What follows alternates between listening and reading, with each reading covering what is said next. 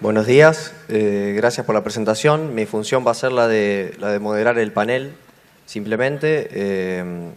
Les voy a explicar la metodología. Van a tener cada uno de los expositores 13 minutos y después vamos a tener un espacio para preguntas. Es hasta las 11 la duración del panel, así que vamos a tener un espacio más o menos de unos 15 minutos de preguntas. Vamos a ir desde norte a sur, así que el primero va a ser Luis, luego seguimos con Gustavo y cerramos con Agustín, que está más al sur. Para no perder más tiempo, le damos inicio con Luis. Lo presentamos a Luis Robles Terán, quien es ingeniero agrónomo, asesor CREA y experto en malezas.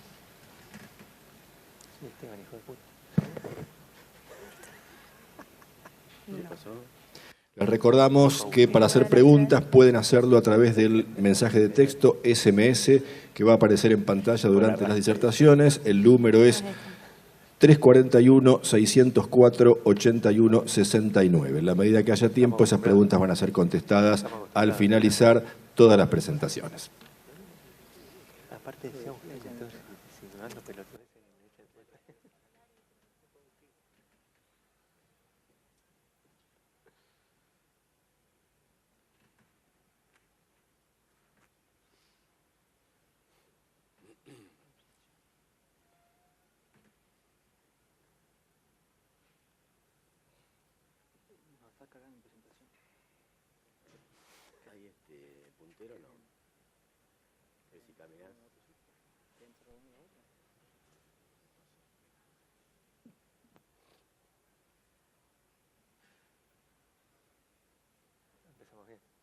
Empezamos bien.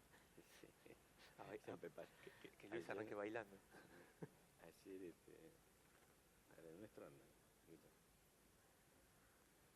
Podemos decir nada. Tuyo no anda.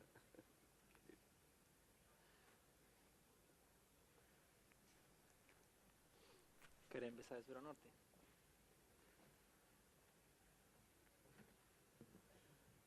Bueno, no está cargada la presentación todavía de Luis. Empezamos con vos, Gustavo. Dale. Es un verdadero trabajo. Lo vamos a presentar a Gustavo Duarte entonces brevemente, que es ingeniero agrónomo, egresado de la Facultad de Agronomía de la UBA. Es director de la consultora TZD Agro, socio y director de El Ganado SRL y director de tecnología del grupo Río Bermejo. Es miembro también Gustavo Duarte del grupo CREA América y del CREA 25 de Mayo, ambos en la provincia de Buenos Aires. Con ustedes, Gustavo Duarte. Bueno, buenos días. Es un placer compartir este panel en esta jornada de APRESID. La idea en estos minutos es poder abordar y contarles un poquito cómo imaginamos reducir las brechas de rendimiento en una región que es la región central de la Argentina en producción de soja. Como el tiempo es tirano, la realidad es que, bueno, no importa. Hoy la tecnología nos está matando. Bueno, ¿qué nos debemos preguntar cuando imaginamos desarrollar un cultivo de soja en la región central de la pradera pampeana? La primera cosa que tenemos que entender es cuál es el rendimiento que pretendemos alcanzar. Y eso tiene mucho que ver con cuál es la oferta de recursos que el cultivo va a tener, fundamentalmente en periodo crítico, porque es ahí donde el cultivo genera, por un lado, el número de granos, principal componente de rendimiento, y por el otro lado, complementa ese rendimiento a partir del peso de esos granos. Por supuesto, ¿cuál es ese genotipo? Y ese genotipo tiene que tener la característica de adaptabilidad a este ambiente. Y obviamente en la tarea agronómica, en la reducción de los estrés. Ya vamos a ver algunos ejemplos. La otra cuestión que nos debemos plantear es, ¿conocemos las limitaciones que impone el ambiente y las probabilidades de ocurrencia? Esto es importante cuando uno analiza el negocio de soja. Entonces, la primera pregunta es, respecto a eso, ¿cuál es la brecha de rinde que yo estoy dispuesto a abordar para cortar? ¿Y cuál es el riesgo, en definitiva, de pérdida económica sobre ese cultivo? Y entonces, para eso, me parece que la mejor manera de mirarlo es entender dónde se construye el rendimiento, cuál es el potencial que un ambiente determinado puede tener, y ese potencial está definido por los factores definitorios, ¿no? Tiene que ver con la radiación, la temperatura a la que está sometida el cultivo, a la concentración de dióxido, y eso es factor variable a lo largo de las distintas campañas. Y obviamente el genotipo el que yo elegí. Por supuesto que cuando hablamos de zonas que no tienen riego, está más que claro que el rendimiento alcanzable está íntimamente ligado a cuál es la oferta de recurso agua. Y entonces eso es el potencial alcanzable a partir de una condición de secano y solo corregible si tuviéramos la oportunidad del riego. Y obviamente hay un rendimiento alcanzable que está alineado con los factores reductores y la condición de nutrición a la que fuimos sometidos al cultivo. Me queda muy lejos poder señalar. Pero básicamente lo que uno entiende es que hay una brecha de rendimiento fundamentalmente asociado a la condición de agua y a la reducción de esos factores reductores.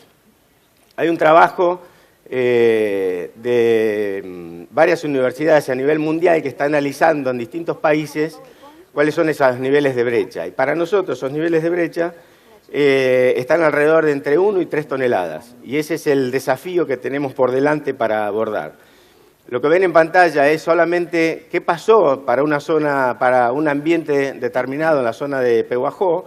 La línea celeste es la que dice ese debería haber sido el rendimiento potencial de la campaña de acuerdo a los recursos que ese ambiente tenía. Sin embargo, la línea roja es la que define cuáles son los niveles de diferencia o de distancia al rendimiento potencial ocurrido a partir de las distintas campañas. A pesar de, y ven claramente que para esa zona de vuelta, los rendimientos reales estuvieron entre 1 tonelada y 3 toneladas de ese potencial. Bien, hay variables intervinientes a corregir que tienen distinta magnitud y eso es, me parece, el gran desafío que agronómicamente tenemos en cada región y esto es independiente de la zona en la que yo simplemente se los voy a poner como ejemplo. La realidad es que hay un montón de variables de manejo, de las cuales en muchas de ellas nosotros no podemos intervenir, pero veamos cuál es el nivel de magnitud para entender cuál es la brecha que tenemos que acortar. Y la primera cuestión para nosotros en el centro de la provincia de Buenos Aires tiene que ver con lo que es calidad del sitio, que es el que explica la mayor variabilidad del ambiente. Y ahí hay un desafío implícito, que es imaginarse cómo hacer para manejar la heterogeneidad de los ambientes. Para nuestros datos, entre una situación de base y una situación de optimizada, mucho tiene que ver con la concentración de arena que ese sitio tiene. Y encontramos respuestas de aproximadamente promedio de 800 kilos. ¿Sí? Vean la magnitud, los rojos son los más relevantes. ¿Cuáles otros factores relevantes tenemos? Bueno, la napa en general puede describir una situación de acortamiento de ese gap al que estábamos mencionando, pero muchas veces no tenemos muy bien mensurado los efectos de la calidad de esa napa y cuánto está afectando o va en detrimento del cultivo. Ahí hay un desafío por delante. Antecesor valida de vuelta la rotación. En nuestros ensayos de larga duración estamos viendo entre 300 y 400 kilos de diferencia a partir de estar rotando básicamente con el cultivo de maíz. El genotipo lo puse como un ejemplo, digamos, cuál es la evolución de los germoplasmas y cuánto es lo que están contribuyendo a cortar esa brecha. Y vean algunos factores que a veces nos ponemos a discutir porque son relativamente poco relevantes, como la densidad, la distancia entre hilera, y sí factores mucho más importantes como es la nutrición y el fósforo en particular, o la fijación biológica neta, después lo vamos a retomar ese tema. Y para nuestros ambientes, algo que nunca debimos haber abandonado, que es el manejo de los residuales, los herbicidas. Hubiéramos tenido bastante menos problemas en la región si hubiéramos seguido pensando en el uso de los residuales. Por lo menos si no nos hubieran atrapado como recién en el acto inicial. Bueno, lo que hay que tener en cuenta es que todos esos factores apilados en general no tienen respuesta positiva siempre, ¿sí? Que cuando uno mira cuáles son los niveles de acortamiento de brecha en los factores reductores está alrededor de entre el 8 y el 13%. Y que muchas veces hay intervenciones tecnológicas que hacemos que dan resultados negativos. Manejamos biología, esa es la realidad. Porque si no, cada uno de estos factores aislados, cuando lo ponemos en términos experimentales, nos damos cuenta que entonces la soja debería estar superando holgadamente las 10 toneladas. Y eso no es así, porque en general no siempre dan respuestas positivas. Bueno, un ejemplo, digamos, en ese gráfico lo más importante es entender que la calidad del sitio, en términos de la oferta de agua, es mucho más importante que de las otras dos variables, ¿sí? En esos gráficos, cambio la variedad o cambio la densidad, como dos cuestiones importantes. ¿Cuál es lo más relevante en el acortamiento de la brecha? El haber tenido oferta de agua a partir de la napa. Y que lo que movió simplemente la densidad o el cambio en la variedad es muy poquito. Y pero es el gran desafío que tenemos técnicamente para poder acortar esas brechas de las que decía.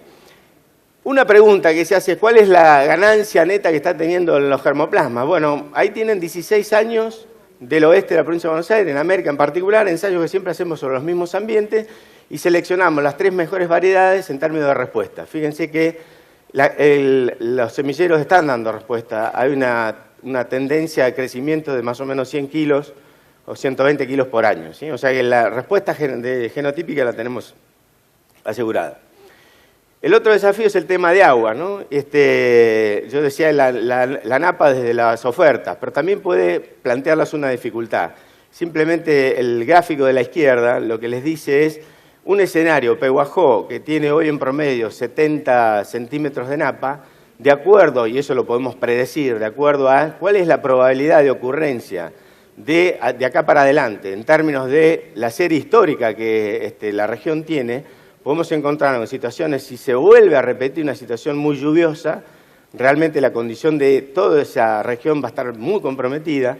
Y fíjense que si fuera completamente opuesto, si una situación más seca o promedio, recién dentro de un año las napas estarían en un frente que lo pone al nivel de un poco menos de riesgo.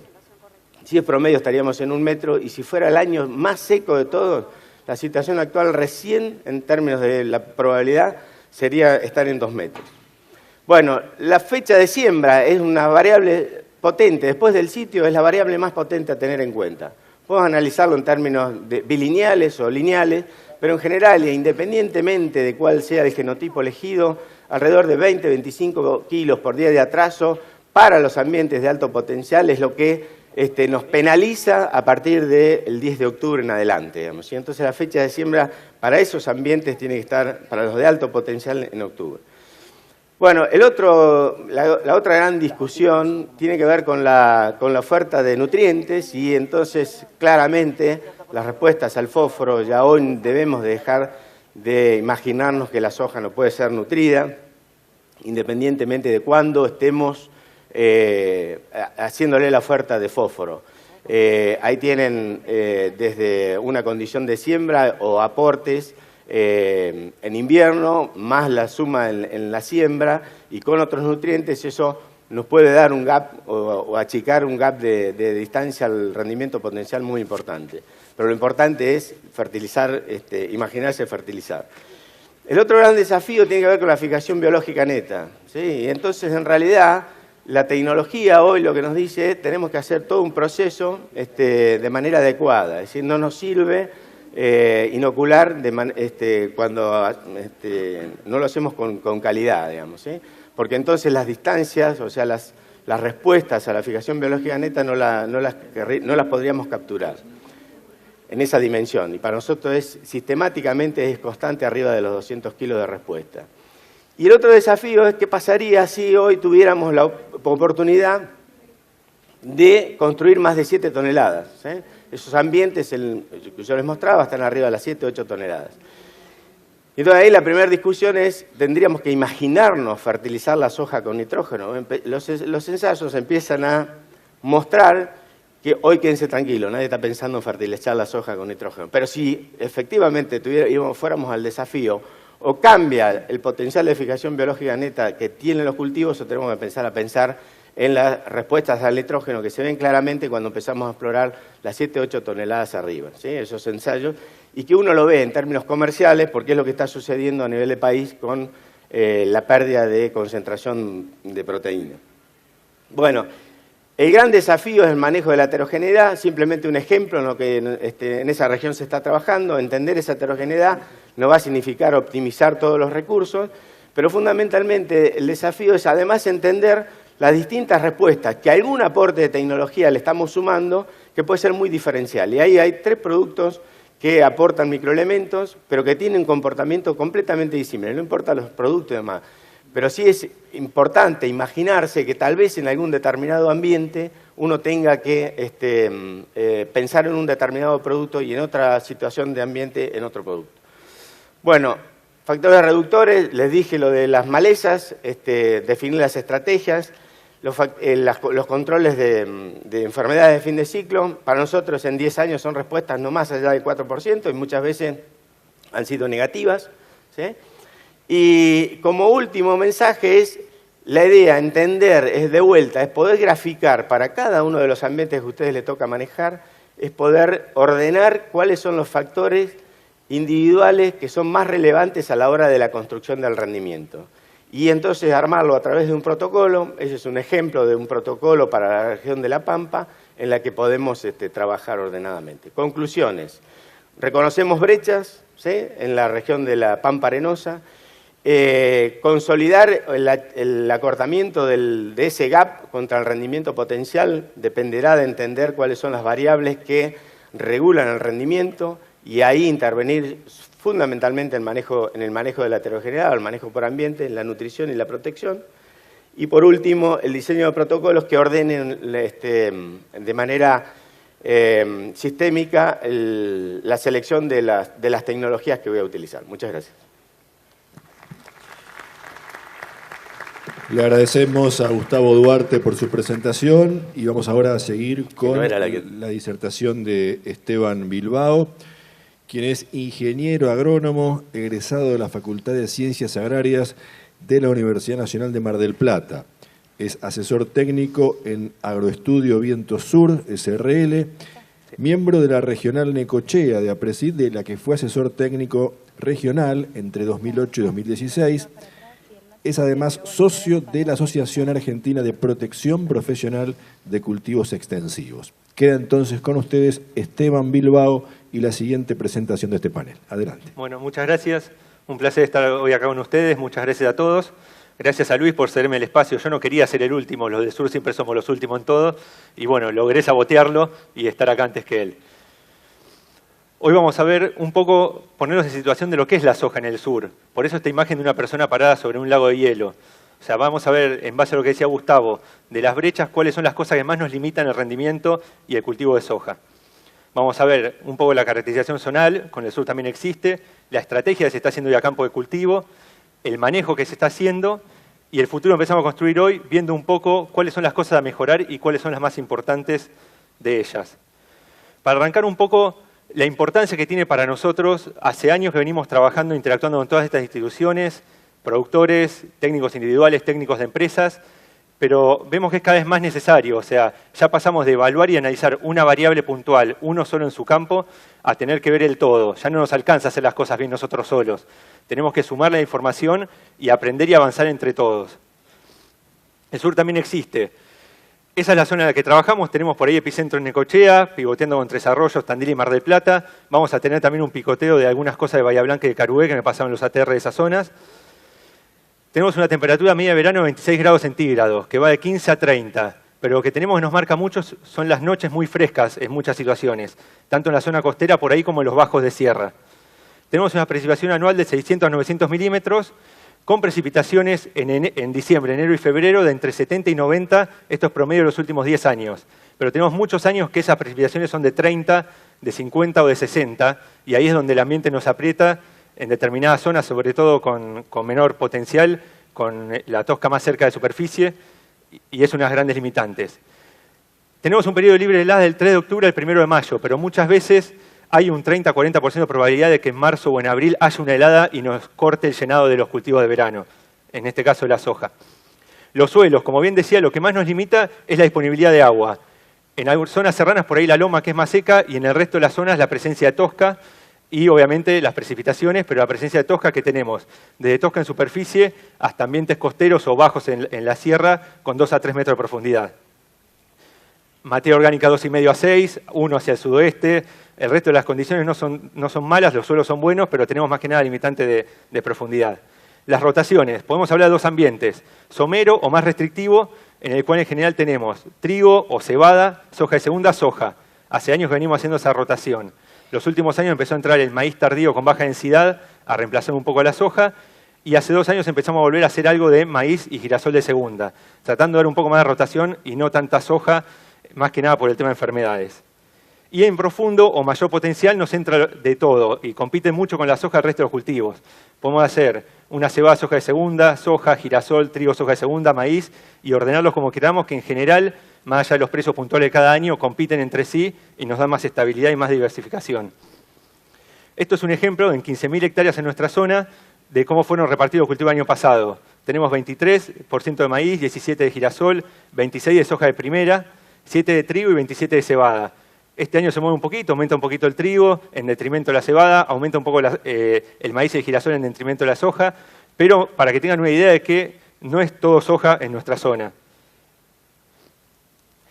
Tenemos condiciones muy lindas como la playa, en Necochea le recomiendo al que no haya podido ir a conocerlo, pero tenemos el cuco que es el frío. O sea, las dos cosas que más nos están limitando la soja son la disponibilidad de agua, tanto por el perfil de suelo que tengamos, si es más somero o menos somero, y las precipitaciones de ese año, y el frío. Vamos a ver un poco cómo planteamos la estrategia de cultivo en cada uno de estos ambientes. En lo que es los más restrictivos primero, en genética, ¿qué hacemos? Estamos haciendo desde grupos 3 largos a grupos 5 cortos en algunas condiciones puntuales. Por ahí se está haciendo más hacia el sudeste. En nuestra zona se ha probado y hemos tenido más que nada problemas con cancro en esas situaciones. Entonces, más que nada de 3 largos a 4 largos. La fecha de siembra, en general estamos hablando de la segunda quincena de noviembre, tratando de apuntar a que el periodo crítico se vaya un poco de enero hacia febrero, que por ahí solemos contar con más precipitaciones. Tenemos una densidad de siembra apuntada a lograr de 200.000 a 250.000 plantas, con extremos en el sudoeste de 150.000 plantas. Y acá hago un paréntesis porque la realidad es que cuando empezamos a hacer soja teníamos coeficientes de logros del 60%. En general lo que peor estábamos manejando era la mecánica de la semilla, la estábamos rompiendo con los infines y demás. Se ha ido acomodando, estamos en el 80-90% de logro de acuerdo al antecesor y al manejo de cada productor, pero tenemos que seguir ajustando eso y también el tema análisis de semilla y cura semilla adecuado y el manejo de plan de implantación, que son de las plagas más importantes que tenemos. Y una distancia entre surco entre 20 y 42 centímetros. Profundo.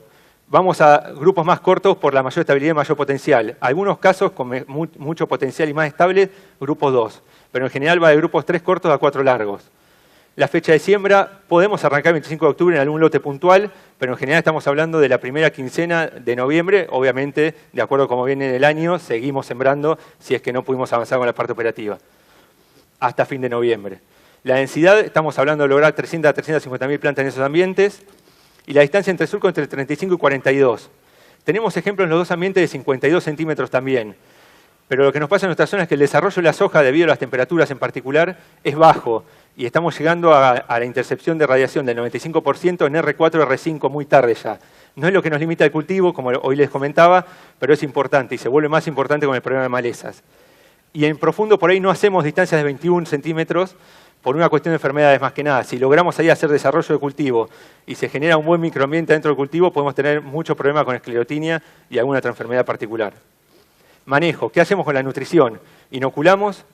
La realidad es que se ha tomado la mano, como decía bien Gustavo, hace falta ajustar mucho y creemos que profesionalizar el curado, la inoculación y también el uso de los curasemillas, pero en este caso de inoculación, porque la realidad es que muchas veces pintamos la semilla solamente y la pintamos mal. Entonces es muy importante esto. Y ahí hago un paréntesis de algunos datos que estamos empezando a tener de afectación de la nodulación por los fertilizantes fosforados en la línea de siembra y por las sequías que muchas veces en enero nos impactan y sobreviven pocos nódulos a esas sequías. Es algo a estudiar y es algo que se viene estudiando después lo que son los refuerzos foliares, pero con poca información todavía. Lo que es la fertilización, como decía, 40 a 60 kilogramos de diamónico o superfosfato triple, Más allá del sudoeste se fertiliza con esto, pero en la mitad de la superficie, la otra mitad no se hace. Usamos como umbral más o menos 10 ppm de fósforo, que para los rendimientos que tenemos en nuestra zona nos alcanza. Ahora, si queremos aumentar los rendimientos, hay que reverlo. Y el azufre, que no tenemos un indicador certero y contundente, pero en los lotes más chacreados en general se está empezando a agregar mezclas azufradas, sobre todo cuando sembramos el trigo, la cebada o el maíz, que usamos más kilos de fertilizante para agregar entre 8 y 12 kilos de azufre en ese momento, pensando más que nada en la soja, más allá de los otros cultivos. Malezas. Obviamente, como en todo lado, vienen en aumento. Las gramíneas vienen en aumento de verano. Este año nos quedó una duda con el leucine. Llegó el otoño, no heló, hicimos los primeros barbechos. Los barbechos que no hicimos con graminicida, vimos que el leucine estuvo muy poco afectado. Después vino la helada y lo borró y no pudimos terminar de evaluarlo. Pero se nos generó una duda bastante importante. Tenemos lotes muy puntuales de sorgo. La rama negra es la maleza más importante, pero la podemos controlar. La estamos manejando bastante bien en general con residuales ALS. Sería otro tema si nos llega la supuesta rama negra ALS de Uruguay. Ahí estaríamos con serios problemas. El sonchus es una de las malezas que más viene aumentando. La podemos manejar, pero ha crecido mucho en proporción y en diseminación. Nos aparecieron los amaranthus, tanto el híbrido como el palmeri, el nabo resistente a glifosato y ALS, y el ryegrass, que por ahí no es muy importante en la soja. Hace 3 años no pusimos el dato de hace 3 años en este gráfico porque los lotes que tenían estas malezas era el 1%. Vean el nivel de aumento. O sea, la maleza más importante de las resistentes está siendo el ryegrass. Por ahí no afecta tanto la soja, pero sí es la que está más diseminada. Tenemos 20% prácticamente de lotes con la nabolsa o nabo resistente a glifosato, 30% con amaranthus híbridos y el 1% solamente con palmeri, pero por lo que nos cuentan los que tienen experiencia en otras zonas, de un día para el otro, si está el híbrido, va a aparecer el palmeri. Esto es un tema muy importante a atacar porque la realidad es que tenemos que repensar la distancia entre surcos, tenemos que repensar, como bien decía Gustavo, volver a utilizar los residuales, ver cómo hacerlos y pensar tanto en este cultivo como en los siguientes por las residualidades. Plagas. El bicho bolita de implantación es una de las plagas más importantes que tenemos. Está prácticamente en el 100% de la superficie en nuestra zona y el 40% de la superficie amerita algún tipo de acción de control químico. Muchas veces se hacen aplicaciones homeopáticas, digamos, generalizadas, y ahí lo que nos pasa es que en algunos lugares estamos aplicando sin razón y en otros nos estamos quedando cortos. Es muy importante y no encontramos otra forma que hacer el monitoreo. Lo que son aplicaciones durante los cultivos, tenemos un promedio histórico ahí de los últimos 5 años que nos dice que una vez por cultivo entramos a aplicar un insecticida en soja, en general por Isoca medidora, Rachiplusia anu. Hay otras plagas, pero en mucha menor proporción, como puede ser bolillera, trips, tucura, arañuela. El complejo de chinches, que nos está generando más dudas que certezas. Este año APSE llevó a cabo en todo el país distintos ensayos de comparar la forma de diagnóstico, el monitoreo tradicional versus uno que vaya acumulando la información. Todavía no está publicado, pero creemos que el lugar va por ahí. Los umbrales son buenos, pero no estamos detectando del todo bien la chinche. Y fungicida, tenemos históricamente un 3 o un 4% de la superficie que se aplica a un fungicida. La enfermedad más importante que tenemos es el Cercospora kikuchi.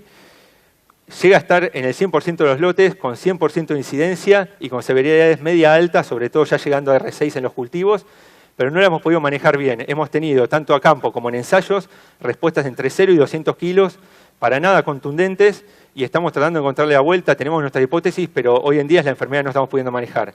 Las aplicaciones en general se dan por septoriaglicines, en el cual manejamos el mismo umbral que en todo el país, el 20% de altura de la planta, y la podemos manejar bien y tenemos respuestas contundentes entre 200 y 400 kilos por hectárea. El año pasado verán la barra roja de fungicida un poco más alta, pero es porque muchos de nuestros asesorados hicieron lotes para semilla fiscalizada de soja y por eso aumentó un poco la superficie aplicada con fungicida. Y lo más importante, el monitoreo. Cualquiera de estas cosas la vamos a empezar a manejar o empezar a verla con el monitoreo. El futuro lo empezamos a construir hoy.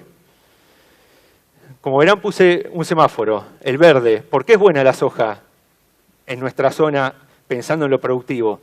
Nos ayuda a intensificar, es el cultivo de segunda más importante que tenemos, y nos ayuda a diversificar. Nosotros, si no, la única oleaginosa que tendríamos distribuida, y más que nada en los lotes de alto potencial, no en los de bajo, es el girasol. Y la soja entra a ayudarnos a diversificar más. ¿En qué tenemos que trabajar? En muchísimas cosas. Pero bueno, como bien dice ahí, una de las cosas más importantes es la genética adaptada. O sea, nosotros estamos tomando genética desarrollada para otras zonas y metiéndola a la fuerza en nuestra zona. Tenemos que ver el tema de tolerancia a temperatura, tolerancia a estrés hídrico, todo lo que es ciclos, más que nada por el tema de heladas, evaluar bien el tema de distancia entre hileras y desarrollo, y las nuevas tecnologías para el manejo de malezas y para otras que puedan venir incorporadas en la semilla. Ajustar la nutrición, como les decía, estamos haciendo algo bastante básico. Creemos que si queremos aumentar los rendimientos tenemos que ajustarlo mucho. Cultivos de cobertura, nosotros tenemos entre el 30 y el 50% de la superficie con cultivos de fina en nuestra zona. Y después lo que es soja y maíz se cosecha entre mayo y junio. Este año todavía estamos cosechando. Pero, con lo cual nos quedan pocos lugares donde entra, pero tenemos que empezar a evaluarlo. Lo estamos probando, en la región de La Persil se está evaluando mucho y algunos productores privados también. Creemos que es una herramienta muy importante que tenemos que encontrarle el dónde, simplemente. Manejo de enfermedades, como les decía, Cercospora kikuchi. Tenemos nuestras hipótesis de qué es lo que pasa, pero la realidad es que no la estamos pudiendo controlar y creemos que nos está haciendo mucho más ruido del que le damos la importancia a campo. Ambientación, muy importante para hacer un uso más eficiente de los insumos y poder llegar a mejores potenciales. ¿Y para qué mañana es tarde? Para adoptar el monitoreo. El monitoreo prácticamente no se hace en nuestra zona. Es muy baja la adopción de monitoreos y no está la cultura. Y el manejo de malezas difíciles, como bien les decía, nos están empezando a aparecer de forma impresionante. Ese porcentaje de lotes tiene muy poca presencia de superficie de estas malezas, pero este año probablemente ya va a ser otra historia. Bueno, perdón, acá pasó esto. Y más agronomía. Todo esto, como decía, lo vamos a ir solucionando entre todos y con más agronomía. No va a quedar otra que interactuar y pensar y empezar a ver las cosas como un todo, más allá de evaluar una acción puntual. Muchas gracias. Le agradecemos a Esteban Bilbao por su presentación y damos paso ahora entonces a Luis Robles Terán, quien es ingeniero agrónomo, asesor CREA y experto en malezas.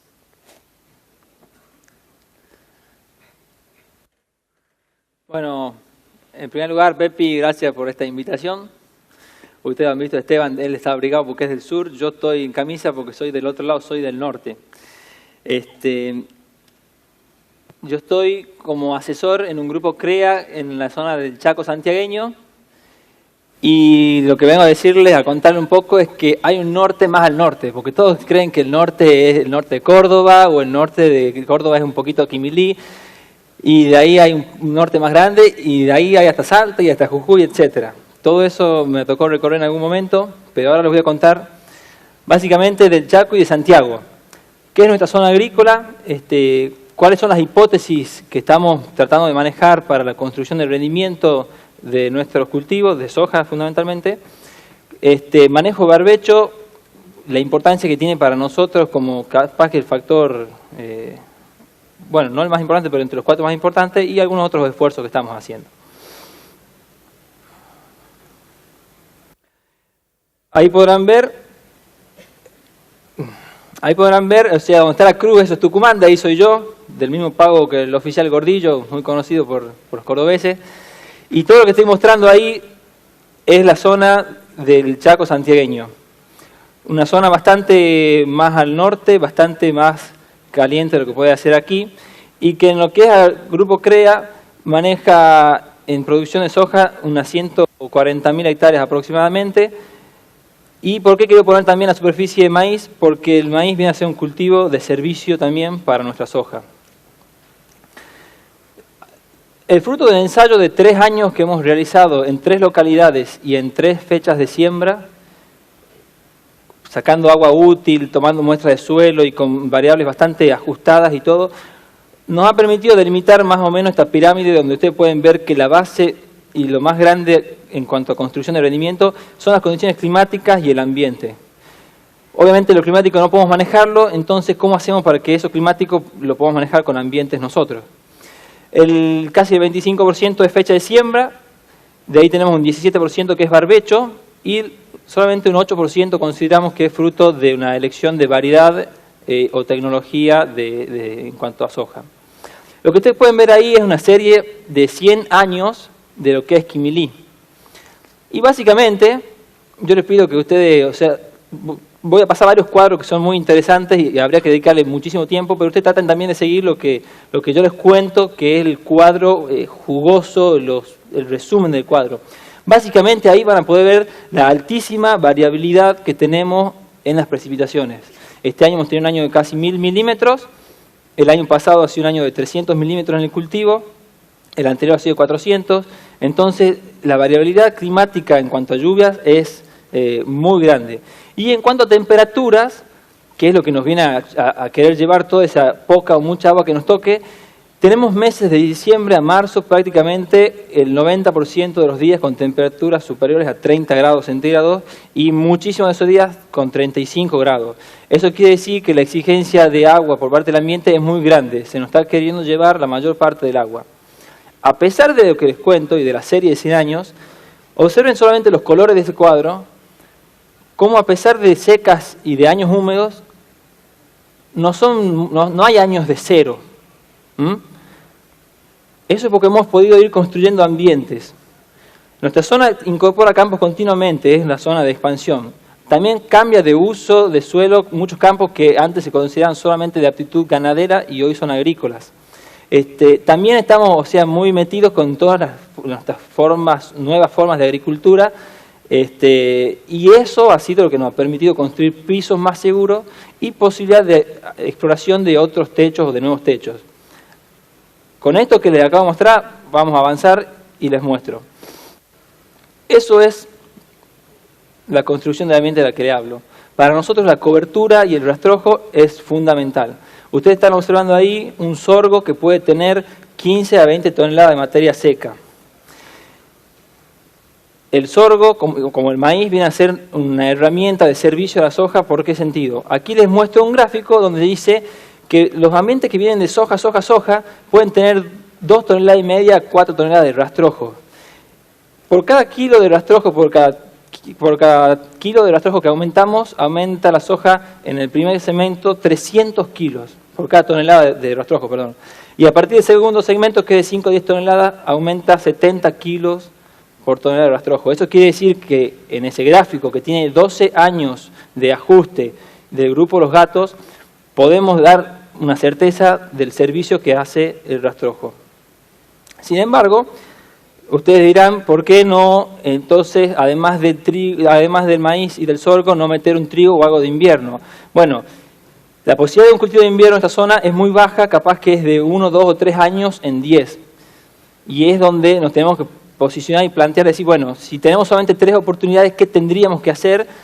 Y es hacia lo que estamos apuntando con cultivos de cobertura, pero a modo incipiente, o sea, estamos en estudio. Y dentro del cultivo de cobertura, ¿cuál tendría que ser? Porque trigo se hace en la zona, pero con todas las consecuencias que nos puede llevar. Lo que sí podemos hacer, y lo podemos hacer todos los años, y lo podemos hacer varias veces, no solo uno, en cuanto a barbecho, es esto que les estoy mostrando, que es una aplicación selectiva de malezas. Es una forma que nos permite económicamente mantener el lote limpio prácticamente todo el barbecho, que dura desde abril hasta enero, con gastos de herbicida muy inferiores a lo que veníamos usando en aplicación total. Y eso que he puesto ahí, a modo colorimétrico, son 15.000 hectáreas de campo acomodadas en función de cuánto han producido y cuánto se ha gastado para el manejo de malezas. Es decir, nos está reafirmando que cuanto mejor manejamos las malezas, más kilos estamos produciendo. Pero además de eso, les estoy contando que hemos aprendido a manejar las malezas con menos dólares por hectárea, o sea que tenemos menos dólares y más kilos. Y eso es una parte fundamental de nuestro sistema. Lo que ustedes pueden ver ahora es parte de ese ensayo de 3 años en 3 sitios con 3 fechas de siembra, y ha sido realmente como abrirnos los ojos para decir si lo que estamos haciendo está bien o está mal. Ustedes pueden ver una curva roja, que es la que está diciendo, bueno, ¿qué nos está pidiendo el ambiente? ¿Qué agua está pidiendo el ambiente llevarse?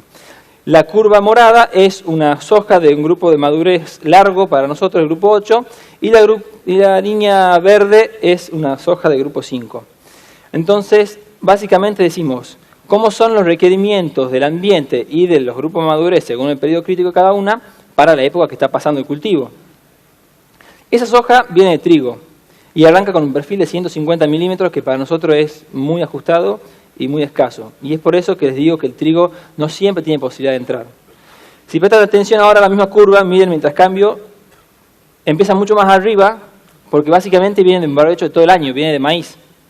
Y arrancamos ya con casi 250 milímetros, y que para nosotros puede ser la vida o la muerte, pueden ser 3.000 kilos o 1.000 kilos de producción. Y además de eso, si esa curva la retrasamos y en vez del 7 de diciembre la ponemos el 24 de enero, hemos logrado juntar un poco más de agua y hemos logrado obtener la soja en un periodo crítico donde las temperaturas ya son mucho menores y van en descenso hacia los meses de marzo o abril. ¿Qué conclusión hemos podido sacar de este ensayo? Y bueno, que la fecha central de siembra para nosotros ya no tiene que ser los primeros días de diciembre como por ahí se hacía hace, estoy hablando, 5, 6 o 10 años, sino que hemos centrado toda la fecha desde el 20 al 5 de enero. Por supuesto que tenemos antes una largada de siembra y una cola para el último, pero esa es la fecha central. Y la otra gran cosa que hemos hecho es descubrir que los grupos de madurez 5 y 6 para nosotros son una herramienta espectacular y que por ahí pensábamos que era agresiva, no conservadora, y sin embargo los ensayos y las condiciones de campo nos han demostrado que es todo lo contrario. Es muy conservador en nuestra zona hacer un grupo de madurez corto. Eso que les muestro es el resultado de varias campañas de todo el Chaco santiagueño, CREA, donde muestra que evidentemente el grupo 8, que es la línea azul, aunque ha costado, y aunque nos ha costado este ensayo, y aunque nos ha costado muchos años, el grupo 8 va bajando porque ya no tiene tanto sentido en los planteos de nosotros. Y lo que sube enormemente, un 60%, y este año será un 70% probablemente, son los grupos 6 y sumada con las 5. No vamos a dejar de usar grupos 8, lógicamente, porque vienen a darnos también la distribución de la cosecha y otras cosas más, pero sí quiere decir que nos ha costado mucho producir el cambio y entender que los grupos 5 para nosotros son fundamentales. En ese 8% de la pirámide que queda de cúspide, no solamente es grupo de madurez, sino también es tecnología. La tecnología intacta, que hace 4 años ha empezado los ensayos, o 5 años ya, en nuestra zona está ampliamente difundida, y dentro de lo que ustedes pueden ver, para nuestra zona, para los años difíciles, intacta tiene un plus de rendimiento sobre las hojas de RR1. Como todavía no tengo el análisis de campaña de este año, les muestro el resultado de los ensayos, que ya están. Entonces, durante 2 años, que fueron agrestes, le llamemos duros en cuanto al clima, Intacta ganó por muy mucho a RR1. Y este año, que nos sobraron milimetraje en toda campaña, esa brecha se redujo y ganó RR1 a Intacta. ¿Qué quiere decir? Que la tecnología a nosotros nos sirve muy mucho y que es un seguro, porque en cuanto el año viene mal, Intacta sabemos que tiene un plus sobre las RR1. Y si no fuera por los ensayos, veamos qué dice la gente. Y esto es lo que hace la gente. La cantidad de soja sembrada en el Chaco santiagueño es mayormente grupo 6 e Intacta. Es la barra naranja que sobresale muy arriba de todas las otras. Bueno, yo un poco eso es lo que quería contar. Así es nuestra zona, es difícil, pero así tratamos de manejarla. Y no quería dejar de agradecer a todos los que hacen posible que mejoremos día a día y que tengamos inquietudes para solucionar día a día, que son el grupo de trabajo y la familia. Bueno, muchas gracias. Le agradecemos a Luis Robles Terán por su presentación y es el momento ahora del espacio de preguntas y comentarios a cargo del moderador José Luis Orsín. Adelante, por favor. Bueno, nos queda un espacio de 10 minutos para preguntas. No sé si hay por parte del público las voy a ir leyendo. Si no, voy a iniciar alguna yo. Se me ocurría preguntarle a Gustavo, hablaste de lo que son brechas de rendimiento. Lo que te pregunto es, o sea, ayer había una presentación de Fernando Salvagiotti donde hablaba de lo que son los potenciales y cuál es el obtenible de eso. Y él decía que estamos cercanos a ese 80%, que por ahí hay un 20% que no llegamos porque son las condiciones de año, las interacciones que a veces ex ante no sabemos. ¿Cuánto pensás vos que estamos de lejos o de ese rendimiento obtenible, que quizás no es el potencial porque antes, digamos, hay cosas que no podemos saber? ¿Y cuáles son esos factores más importantes que no tenemos que dejar de tener en cuenta para tener ese rendimiento obtenible físico, ¿no?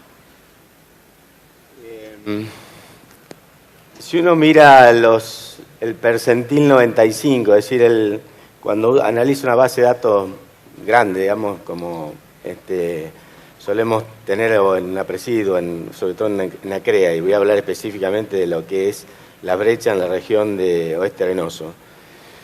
Se da cuenta que el nivel de captura de ese rendimiento potencial descrito por el trabajo que yo con el que inicié la charla, está ese percentil está entre el 80 y el 90% de la captura del rendimiento potencial.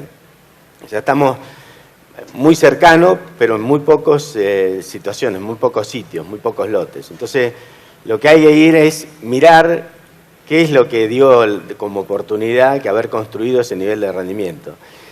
Inclusive nos pasa que este año, por ejemplo, si analizáramos las brechas de trigo, no superó hasta lo que nosotros imaginábamos agronómicamente. Aparecieron rendimientos que no están ni siquiera trazados con los modelos de simulación. Bueno, en soja nos pasa explorar los 7.000, los 8.000 kilos, han aparecido sitios de esa. ¿Y qué es lo que tiene esos sitios?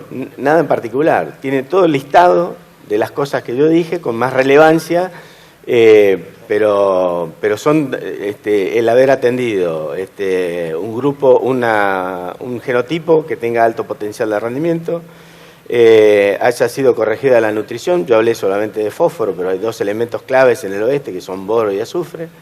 Ese haber tenido la fecha de siembra como variable más potente, de octubre, y nada más. O sea, lo que parece muy sencillo a veces, en el gran cultivo uno no lo ve. Por eso me parece el gran desafío que todos los técnicos tenemos es, con un listado con el que cada uno quiere armar, pero con un ejemplo como el que yo planteé, es entender cuál es ese nivel de contribución que tiene cada una de esas variables simples. Hay una pregunta del público que es si se ven resultados de fertilización líquida en R1, si ya es muy tarde. Imagino que es fertilización con fósforo y no sé si alguno tiene experiencia de los tres. No, con fósforo en esa no se me ocurre estar aplicando en R1 con fósforo. Sí, está claro que es tal vez el último momento para entrar con aplicaciones de microelementos, como el caso de básicamente del boro, que es nuestra experiencia. Sería el último momento fenológico donde entrar. Se ven aplicaciones más tardías, pero las respuestas se achican. Esteban. Sí, en nuestra zona, no, del fósforo líquido por ahí no mucho, pero sí, bueno, lo que es microelementos o algo de N sumado en ese momento, se han visto respuestas erráticas por ahí, pero con situaciones en las cuales tenemos 200 kilos de respuesta y depende mucho de qué había pasado antes, por ahí lo que hablaba de un estrés hídrico que esté condicionando también la inoculación, la nodulación, y cómo sigue después el año, que el potencial se pueda expresar y ese plus, ese pequeño impulso que uno le dio se pueda plasmar. O sea, en general no es un promedio estos 200 kilos, sino son situaciones en las cuales se ha encontrado. Luis, ¿algo para agregar ahí? Nuestra zona en lo que es fósforo es bastante rica. Tenemos campos de 70, 80 partes por millón de fósforo. Sí nos preocupa que vemos que está empezando a caer después de 20 años, pero va cayendo 1 punto, 2 puntos, 3 puntos. No es una limitante bien para nosotros.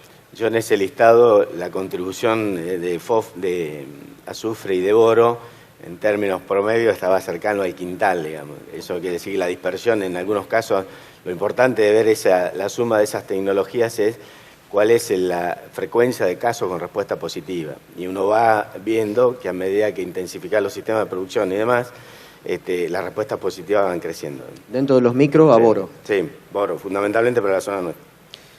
¿Se evaluó la fertilización con nitrógeno en soja de segunda?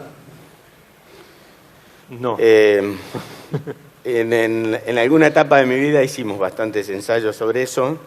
Y cuando encontramos las respuestas estaban básicamente asociadas a la mala nivel de nodulación que tenía. Entonces, en la medida que uno vuelve a ordenar todo lo que tenga que ver con la contribución de la fijación biológica neta y para los rendimientos que explora una soja de segunda, no creo que vaya a haber necesidad de fertilizar con nitrógeno, por lo menos en los ambientes de los que estamos discutiendo. Yo lo planteaba como un escenario, porque ahora la discusión es... a partir de lo que nos está pasando comercialmente con la caída de los niveles de proteína, de concentración proteica en grano, uno empieza a imaginarse que en realidad la fijación biológica neta empieza a tener, digamos, a no estar contribuyendo toda la demanda. Y la realidad es que eso aparece como en el ensayo que yo puse, que es nada más que exploratorio. Y nos dimos cuenta que empiezan a aparecer algún nivel de respuesta, pero cuando estamos explorando más de 7 o 8 toneladas. Digamos. Ya estamos muy lejos de todavía imaginarnos la fertilización nitrogenada en soja.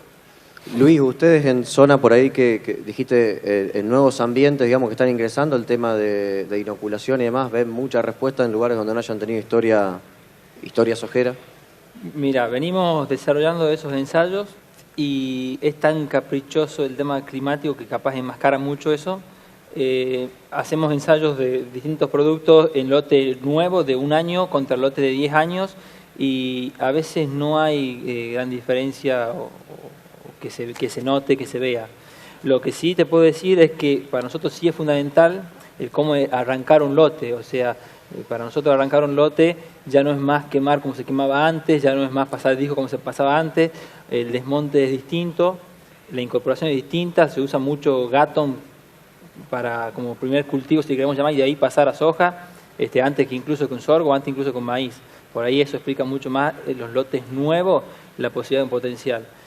Y los lotes bien arrancados, o sea, los lotes que tenemos arrancados con Gatton, que ya tienen capaz que 15 años, son lotes que no han caído nada en su productividad. O sea, arrancó el primer año produciendo 3.500 kilos y a hoy son lotes que 3.500 kilos y este año que ha llovido hemos explorado lotes de 5.000 kilos. Creo que el promedio de la zona va a andar cerca de los 40. Con agua podemos hacer varias cosas. A mí se me ocurría preguntarle a Esteban si en esos ambientes que vos definías como inferiores, dentro de las dos ambientaciones que hiciste, por ahí si siendo limitante el agua, a veces estrechando tanto hilera, si no tenías un consumo a lo mejor inicial que te puede afectar, si tenías un año con una sequía más terminal, si te podía afectar el rinde, ese acercamiento de hileras, donde podía ser limitante el agua. Bien. Sí, en general, para que tengan una idea, en nuestra zona las hojas de segunda pueden rendir un promedio de entre 1.100 y 1.600 kilos, depende del antecesor, las de segunda. Y las de primera en los ambientes restrictivos, en promedio hablando, están los 2.200 kilos y los de alto potencial en promedio en 2.800 kilos. O sea, los potenciales son muy bajos. Y en general lo que hemos visto acercando o alejando hileras dentro de esos márgenes, entre 20 y 52 si se quiere, no hemos obtenido respuestas contundentes de que nos beneficie alejar ni que nos beneficie acercar. En el promedio de los años los rendimientos nos dan son los mismos, las limitantes son otras muchas veces. La maceta muchas veces es tan chica que lo pongas a la distancia que lo pongas, no te va a hacer la diferencia. Entonces ahí siempre estamos dependiendo de las lluvias de arriba. Yendo un poco por ahí a lo que hablaba Gustavo de potenciales, digamos. A nosotros ahí lo que nos limita mucho es el agua, al punto de que los años que hemos tenido lotes récord de 4.000 y moneditas de kilos en los ambientes de alto potencial, lo único que se hizo diferente fue la lluvia. O sea, fueron los ambientes en los que nos llovió realmente bien y eran ambientes profundos y, bueno, yendo un poco al todo, eran ambientes bien rotados, que vienen siendo bien manejados. Pero, en general, en los ambientes someros no nos hace la diferencia en el promedio de los años sembrar a 20 o así, 35 a 42. Bueno, me avisan que se terminó el tiempo de preguntas, así que les agradezco mucho a Esteban, a Gustavo y a Luis por el panel y muchas gracias a ustedes por la asistencia.